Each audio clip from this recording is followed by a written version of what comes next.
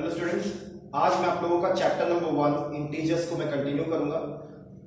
Question number 1 से लेकर 9 तक मैं आपको लास्ट क्लास में आपको बता दिया है। अब हम चलते हैं नेक्स्ट क्लास में, यानी कि नेक्स्ट क्वेश्चन को सॉल्व करते हैं। तो चलिए स्टार्ट करते हैं। क्वेश्चन नंबर 10 हमसे बोला गया है find give the base and the exponent. हमको बेस और एक्सपोनेंट पता करना है। तो बेटा जब बेस और एक्सपोनेंट पता करना होता है, इसमें दिया है 5 टू द पावर 4।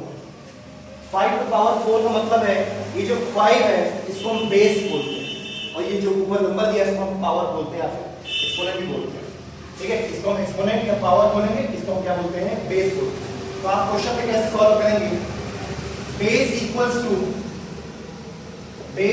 टू 5 और पावर इक्वल्स टू 4। ठीक है, एक्सपोनेंट को हम पावर भी बोल सकते हैं, आप पावर की जगह एक्सपोनेंट भी लिख सकते हैं। Question number 11 right using power notation. तो अगर आपके पास कोई नंबर दे दिया है, ऐसे इस प्रकार से कोई नंबर दे दिया 4 × 4 × 4 × 4 इस प्रकार से, और आपसे बोल दिया है कि इसको पावर नोटेशन में लिखिए, तो आप देखिए कौन सा नंबर है, पावर नंबर है हमारा 4। अब देखिए कितने टाइम्स 4 आपस में मल्टीप्लाई हो रहे हैं, 1 2 3 4 5 6 7।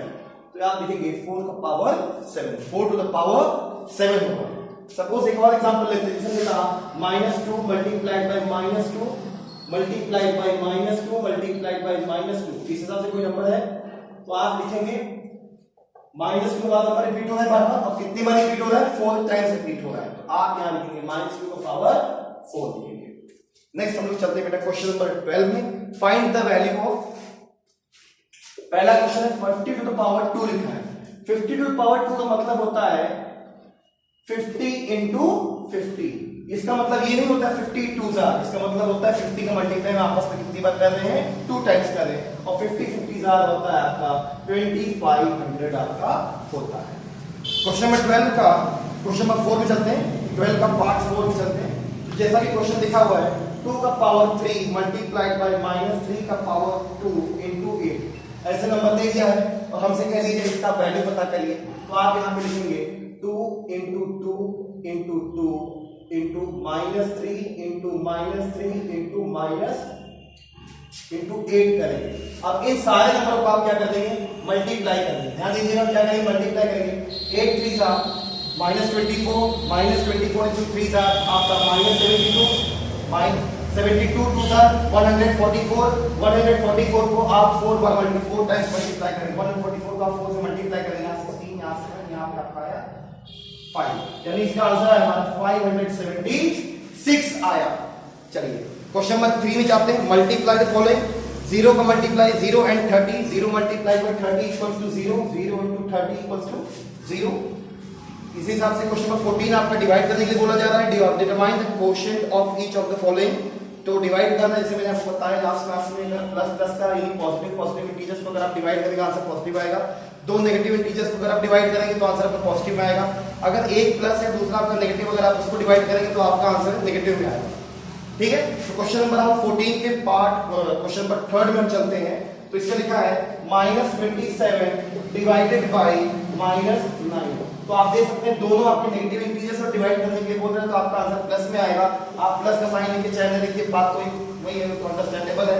27 को 9 से डिवाइड करेंगे आपका आंसर आएगा 3, यानी कि पॉजिटिव 3 या फिर आपका +3 आपका आंसर आएगा। क्वेश्चन नंबर 15 क्या कह रहा है, N integer when divided by -2 gives 42, find the integer. बताया जा रहा है कोई भी इंटीजर को अगर -2 से मल्टीप्लाई कर रहे हैं, कोई भी इंटीजर -2 से मल्टीप्लाई करें तो हमारा आंसर जो है 42 आ रहा है। तो इसके लिए हम क्या करेंगे, इसके लिए हम क्वेश्चन हम देखेंगे कैसे करेंगे। जैसे कि हम क्वेश्चन 15 सॉल्व करें, आप लिखेंगे लेट द इंटीजर भी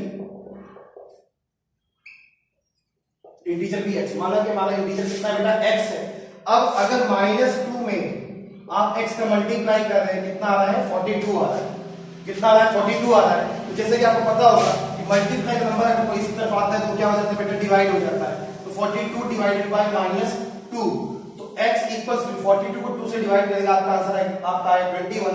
लेकिन एक पॉजिटिव है दूसरा आपका नेगेटिव है, तो आंसर आपका आएगा माइनस में, यानी आपका वो इंटीजर होगा -21 आपका आंसर होगा। स्टेट ट्रू और फॉल्स, आप इस इक्वेशन को सॉल्व करेंगे और उसके बाद अगर राइट हैंड साइड में बराबर आ गया तो उसमें आप ट्रू लिखेंगे, अगर नहीं आएगा तो आप फॉल्स लिखेंगे। फॉर एग्जांपल क्वेश्चन नंबर 16 का हम सेकंड पार्ट ले रहे हैं। तो इसमें लिखा है 0 मल्टीप्लाइड बाय -4 इक्वल्स टू 0। आपको पता है अगर कोई भी नंबर हम 0 से मल्टीप्लाई करेंगे तो हमारा आंसर 0 आएगा। तो 0 × -4 इक्वल्स टू 0, 0 इक्वल्स टू 0, तो इसका आंसर होगा हमारा ट्रू होगा। इसके बाद हम क्वेश्चन नंबर 17 चलते हैं। N integer when divided by -7 gives 9। अगर कोई इंटीजर हम जो है -7 से डिवाइड कर रहे हैं तो हमारा आंसर आ रहा है 9। तो इसके लिए हम करते हैं let the integer B, let integer equals to x करिए आप।